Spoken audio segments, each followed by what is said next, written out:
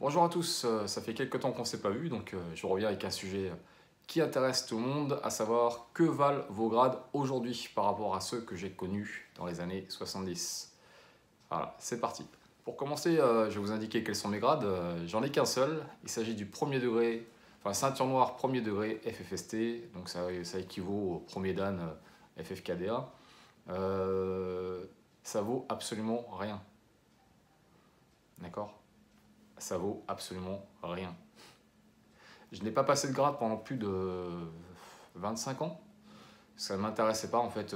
Passer des grades vous donne l'obligation de transmission par la suite. Enfin, pour peu que vous ayez un peu d'éthique, parce qu'il y en a beaucoup qui passent des grades pour leur propre ego. Et une fois qu'ils ont leur ceinture noire, elles se barrent ou ne rendent jamais service, ne donnent jamais de cours ou quoi que ce soit. Mais en gros, lorsque vous passez des grades, ça a deux objectifs. Le premier, c'est de situer votre niveau et de vous donner les bases les unes après les autres, de la ceinture blanche à la ceinture noire. Quand vous acquérez la ceinture noire, ça veut dire que vous possédez les bases de votre art martial. C'est pour ça qu'on vous dit que le chemin commence à partir de la ceinture noire. Une fois que vous avez acquis toutes les bases, vous pouvez commencer à pratiquer votre art martial de manière plus complexe. Alors pourquoi je vous dis que ça vaut rien? Les grades fédéraux, notamment le passage de la première dan, ou du premier dan, ou premier degré, ou autre, fédéraux, ne valent absolument rien. Vous faites votre passage de ceinture noire en 15 minutes.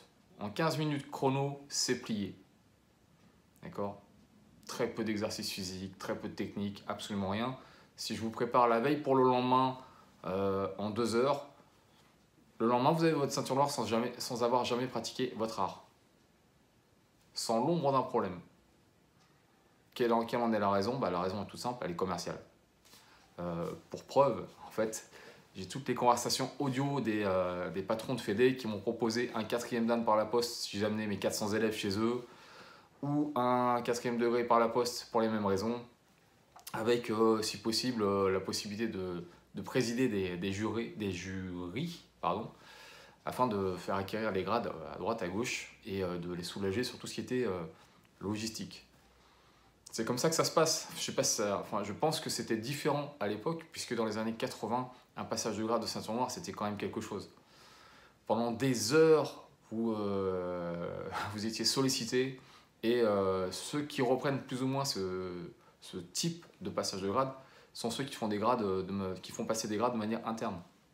Je viens très récemment de l'académie Franck Ropers, que j'ai quitté il n'y a pas si longtemps, et le passage de grade de la ceinture noire Académie Franck Ropers était très dur.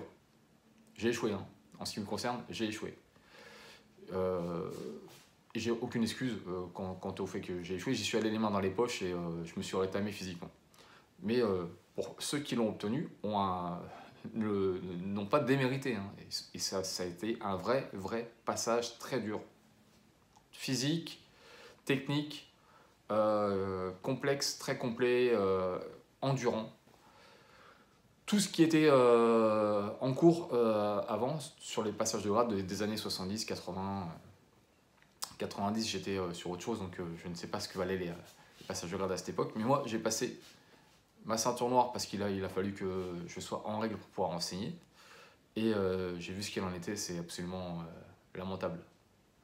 J'ai vu également comment se distribuaient les grades et j'ai vu pourquoi les uns et les autres partaient d'une fédération à une autre, tout simplement parce qu'on est sollicité pour recevoir des grades par la poste. C'est un truc dément, mais c'est comme ça. D'ailleurs, c'est une des raisons pour lesquelles je ne passerai plus jamais de grade. Je me souviens notamment d'une discussion avec quelqu'un qui me disait: écoute, là on vient juste de passer le premier grade, le premier degré, mais moi j'ai des élèves qui souhaiteraient passer leur ceinture noire, donc il faut absolument que je sois 2e degré ou 3e degré, de manière à pouvoir conserver ma hiérarchie. Donc c'est quelqu'un qui n'a rien compris. En ce qui me concerne, j'aurais pas de problème à voir un de mes élèves passer 2e dan, 3e dan, j'en sais rien, peu importe. Je n'ai pas à conserver de grade supérieur à mes élèves. S'ils restent avec moi, c'est que je leur apporte des choses. S'ils choisissent de partir ailleurs, c'est qu'ils poursuivent leur chemin et ils souhaitent évoluer de manière différente, bien leur en face. Ce gars-là qui était venu voir, s'appelle Jean-Claude Ledu, ou quelque chose comme ça. C'était le prof de penchaxilat de Nice.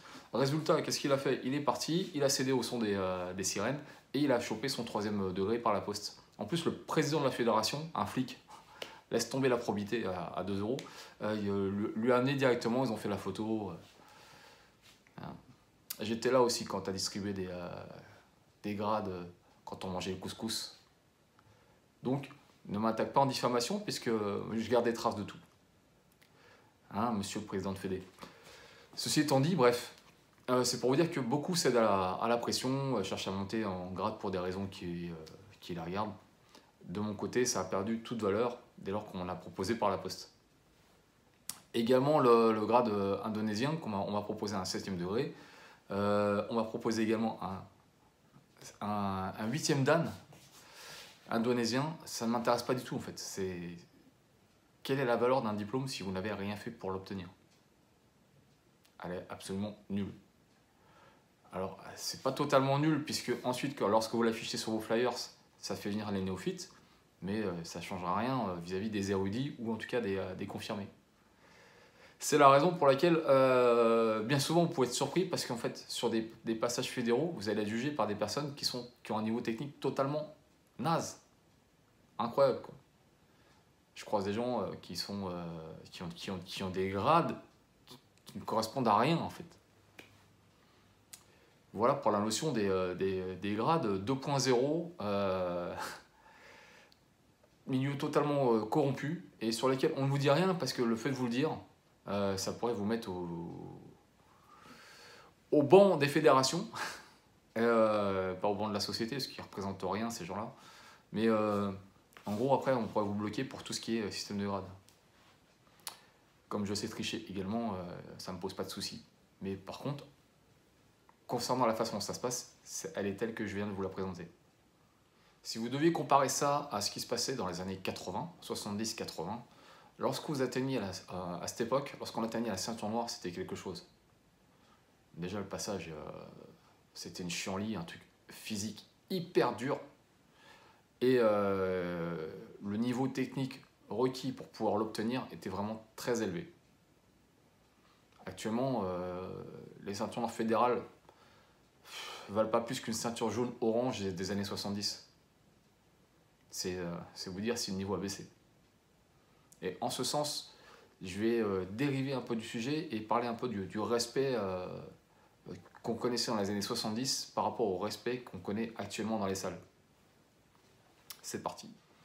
Dans les années 70, 80, même plus tard, 90, quand vous arriviez en retard, en fait, vous restiez sur le côté du tatami. Vous restiez sur le côté du tatami et vous attendiez de pouvoir, vous espériez pouvoir croiser le regard du maître, puisqu'à l'époque on appelait ça un maître, dans le but de pouvoir obtenir l'autorisation de rentrer dans le dojo. Et moi je me souviens, ça m'est arrivé à de rares occasions d'être en retard, et plus souvent c'était dû à la personne qui m'amenait, et je guettais le regard du maître, et il faisait mine de me regarder, et hop, au moment où j'espérais croiser son regard, hop, il regardait ailleurs. Et vous restiez comme ça, en gros, c'était pas le piqué, mais vous étiez au bord du tapis pendant 5-10 minutes, un quart d'heure, à espérer qu'on vous donne l'autorisation. Ensuite, lorsque le professeur vous expliquait quelque chose, c'était un silence monacal. Personne ne parlait. On écoutait et on regardait attentivement. Vraiment quelque chose de... C'était quelque chose, quoi. Au niveau de discipline, tout le monde était super discipliné. Une interruption ou autre, hop, tout le monde s'arrête, on écoute pourquoi il y a eu une interruption. On arrive à l'heure, on arrive propre. On reste nivelé sur l'ensemble, on ne se fait pas remarquer ou quoi que ce soit. C'est quelque chose vraiment, discipline de faire. Les exercices, lorsqu'on faisait une chauffe, on ne se levait pas pour aller boire toutes les 5 minutes. Tu fais ta chauffe, ta soif, tu prends sur toi. Tu continues, tu continues. Si on ne t'autorise pas à aller boire, tu continues. Tu prends sur toi. Ça contribue un peu à forger votre morale. Moi, j'ai vu sur un passage de ceinture noire, le gars, il s'interrompt pour aller boire. Ouais, tu te reconnaîtras. Hein. Et tu m'as fait honte ce jour-là. C'est un truc de dingue. C'est comme si tu étais sur un champ de bataille et que tu disais au mec qui arrive avec sa machette, oh, attends 2 secondes, je vais aller boire un coup là. Ça n'arrive pas, ça. Ça doit jamais arriver. Aucune excuse. Bref. Et pour ce qui est des générations actuelles, c'est une dinguerie.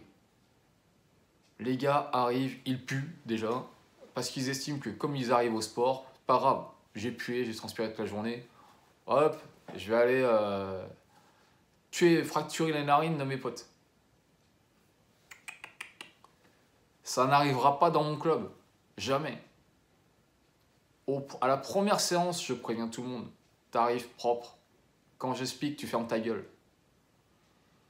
Si je te fais une remarque une fois, ça va. Si je te fais une remarque 2 fois, tu dégages. Tu viens, tu respectes pas tes collègues, tu dégages. Et je fais même de la sélection en inscription. Je te sens pas, y a quelque chose que tu dégages qui va pas du tout. Je vais t'indiquer d'aller voir dans un autre club. J'ai pas le droit, c'est comme ça.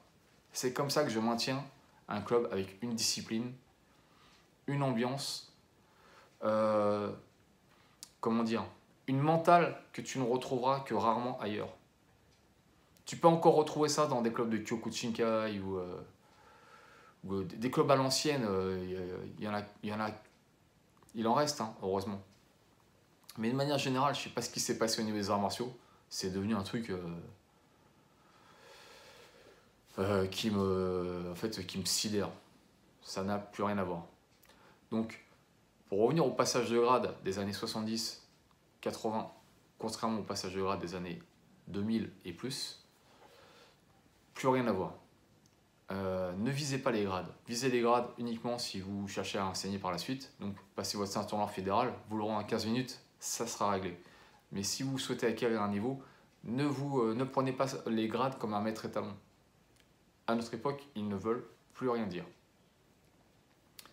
Ils n'ont ni sens physique, ni sens technique, ni mental, ni rien en fait. Donc vous l'aurez compris, le passage de grade n'est pas une priorité dans mon club. Vous pourrez vous évaluer régulièrement si vous le souhaitez, mais ce n'est pas une fin en soi. J'espère que la petite vidéo vous aura plu. N'oubliez pas, partager, ça donne de la force. Un petit commentaire, c'est toujours un plus. Et puis, si vous avez des questions ou des remarques antagonistes, n'hésitez pas, on est toujours ouvert au débat. Sur ce, prenez soin des vôtres et prenez soin de vous. À bientôt.